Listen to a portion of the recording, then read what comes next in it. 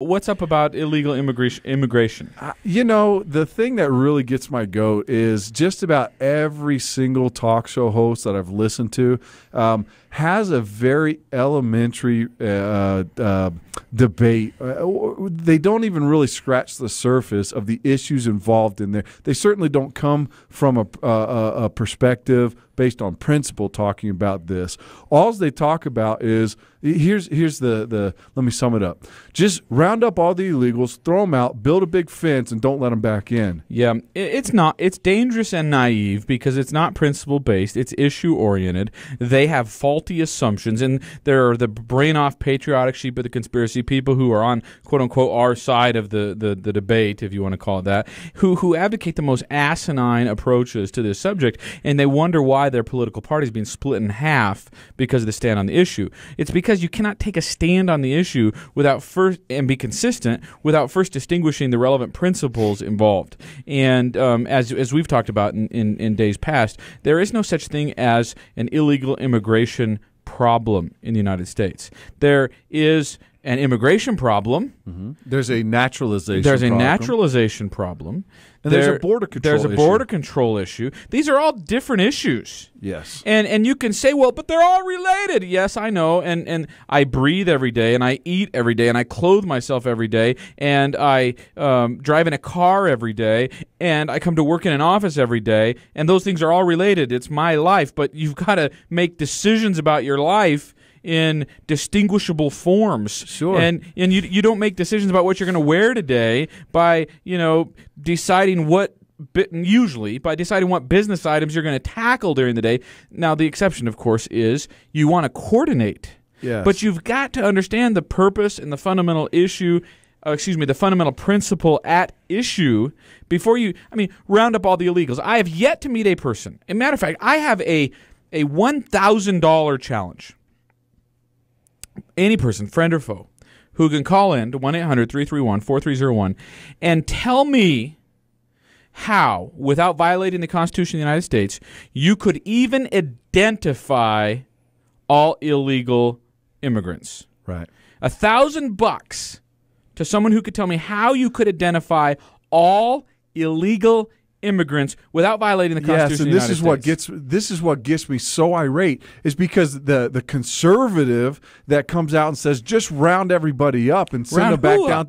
And then they say, and send them back down to Mexico. And I want to say, you're the biggest bigot I've ever heard in my whole entire life. Your assumption is the most bigoted assumption. Yes. What you're doing is you're saying, hey, if you have brown skin and you speak with a slight accent or English not at all, you're here illegally. What about European illegals? What about Canadian illegals? What about Chinese illegals? Well, they don't have the wrong color of skin or the wrong accent, I guess, for those bigoted. Well, here's the other problem. And they always talk about building a fence where?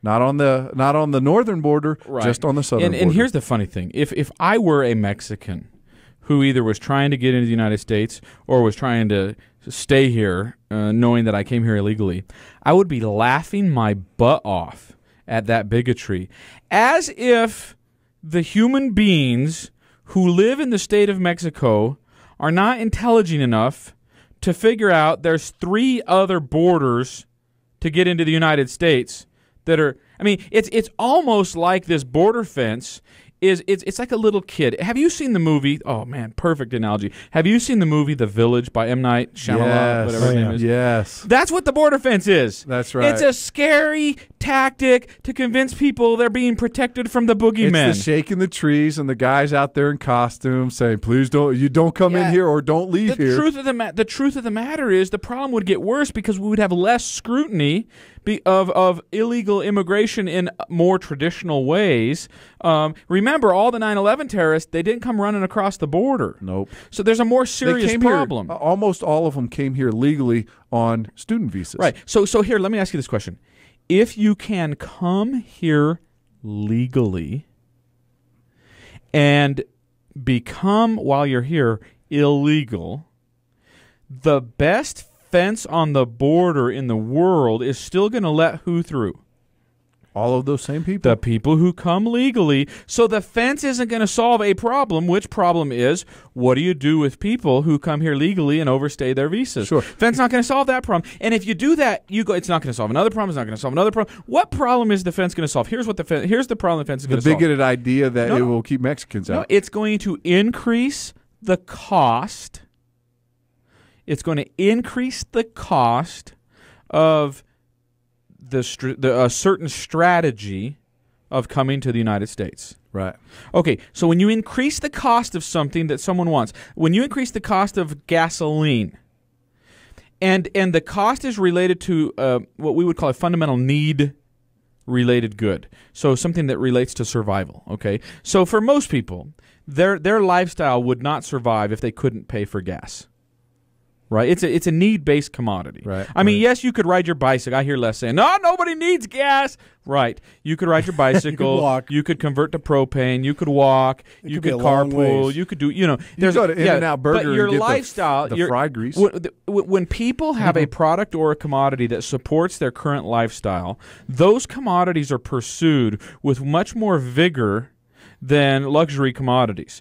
And that's why, for example, you can get a home loan when you're an owner-occupied borrower at a different rate and term than you can if you're an investment borrower, because people are going to try harder not to get a house foreclosed on that they live in, generally speaking, because it would disrupt their lifestyle. And so they put other priorities aside to make their lifestyle priorities higher.